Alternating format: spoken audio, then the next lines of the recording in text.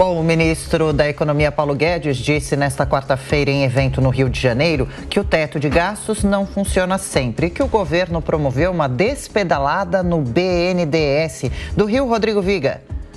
O teto de gastos, ferramenta criada ainda no governo Temer para evitar um inchaço desnecessário do Estado, tem uma filosofia certa, correta, mas precisa de ajustes.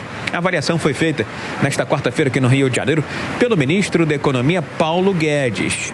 Guedes tem no horizonte, caso o presidente da República, Jair Bolsonaro, seja reeleito para mais um mandato, compromissos para os próximos anos. Manutenção do auxílio emergencial de R$600, manutenção de um programa fundamental para as famílias mais carentes, a Farmácia Popular, que doa medicamentos a mais de 21 milhões de brasileiros, e ainda tem aquela discussão em torno do piso salarial dos profissionais de enfermagem. Mais despesas pela frente exigem novas receitas para o governo.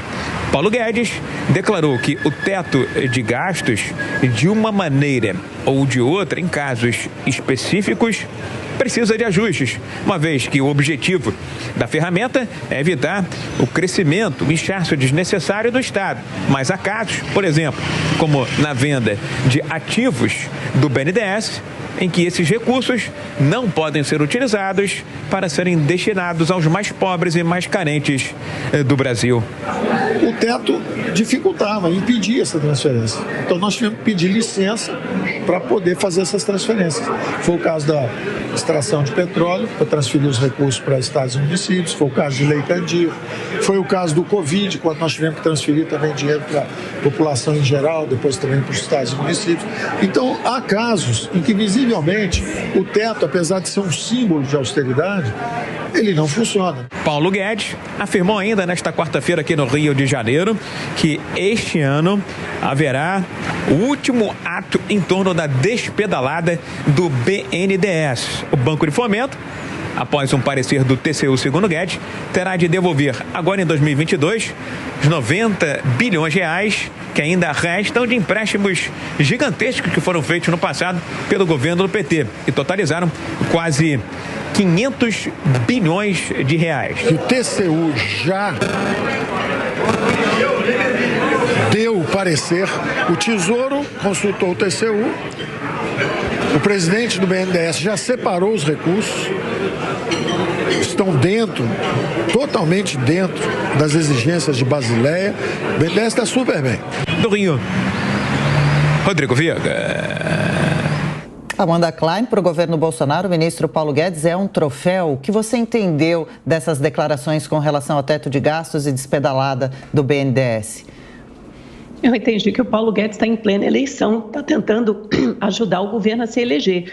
Imaginar, ouvir do Paulo Guedes que o teto de gastos não funciona, acho que é a primeira vez que eu ouço isso. Ele vinha defendendo o teto de gastos até então, e eles não pediram licença para gastar mais, eles furaram o teto de gasto inúmeras vezes, uma delas às vésperas da eleição. Agora, para aumentar um auxílio e dar R$600, justificado, segundo eles, por um estado de emergência com aumento dos preços dos combustíveis, sendo que a gente só vê a gasolina cair desde então. Mas eles ainda justificam esse estado de emergência, querem manter o Auxílio Brasil em R$600 a partir do ano que vem. Aliás, como todas as campanhas preconizam, o Ciro Gomes oferece até mais R$1.000. Não que esse dinheiro não seja necessário para a população mais pobre, mais carente, é absolutamente necessário. Agora, a justificativa está errada, né? Então, assim, é um programa que vai custar caro, vai custar R$150 bilhões, ainda a pressão por aumento dos servidores. O presidente Bolsonaro disse que vai manter as desonerações sobre os combustíveis de impostos federais, ou seja, vai manter esses impostos zerados, alguns impostos federais cobrados pelos combustíveis. Também falou que vai corrigir a tabela do imposto de renda. É uma série de promessas que não encontra espaço no orçamento. Então, de fato, vão ter que arranjar uma outra âncora fiscal.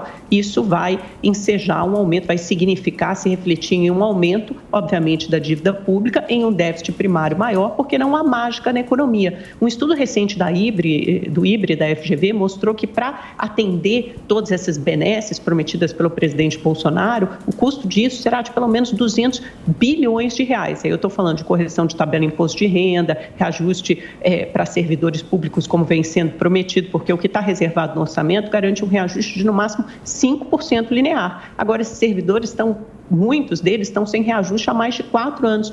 E a gente só no ano passado teve uma inflação de 10%. Provavelmente vão pressionar por um reajuste mais robusto. São essas receitas que o governo vai ter que garantir. Não disse ainda de onde vai tirar. E não basta furar o teto de gasto. Eles vão ter que fazer uma reviravolta, promover uma verdadeira reviravolta nas contas públicas. Vamos ver como o mercado entenderá isso. Aliás, a vida não será fácil, seja qual for o presidente eleito a partir de 2023, que a gente já pode esperar um crescimento um crescimento menor, de maiores dificuldades no cenário internacional e sem todo esse pacote gigantesco de estímulo fiscal. Ô Mota, os candidatos à presidência da República discutem a necessidade ou não de manter o teto de gastos. Agora, essa fala de Paulo Guedes te surpreende? Não, eu acho que é lógico que o Paulo Guedes está ajudando a eleger o presidente, né? A surpresa seria se ele estivesse ajudando a eleger o opositor. A verdade é que o Paulo Guedes está ajudando, fazendo um excelente trabalho. Eu confio no Paulo Guedes. O espaço no orçamento vai ser criado da forma que o presidente Bolsonaro já explicou, de uma forma direta e simples, não roubando.